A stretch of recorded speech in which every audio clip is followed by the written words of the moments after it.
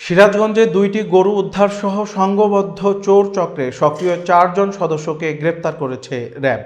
বিস্তারিত থাকছে হেলাল আহমেদ ইহসান এর প্রতিবেদনে।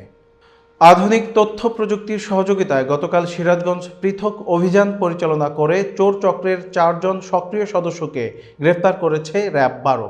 গ্রেপ্তারকৃত আসামিগণ হল মোহাম্মদ শাহিন খন্দকার, পিতা মোহাম্মদ শাহজাহান খন্দকার, সাং দোলাই, থানা সুজানগর, জেলা পাবনা, তাকে সিরাজগঞ্জ জেলার বোয়ালিয়া বাজার হতে, এবং মোহাম্মদ আব্দুল খালেক, পিতা মোহাম্মদ জমশের মণ্ডল, সাং আলিয়ারপুর, থানা উল্লাপাড়া, জেলা সিরাজগঞ্জ, তাকে আলিয়ারপুর হতে, এবং মোহাম্মদ সুজন আলী, পিতা মোহাম্মদ নজরুল ইসলাম, সাং প্রতাপ উত্তরপাড়া ও জরিপ মণ্ডল, পিতা মৃত মোহাম্মদ আলী, উভয়ের থানা উল্লাপাড়া, জেলা সিরাজগঞ্জ।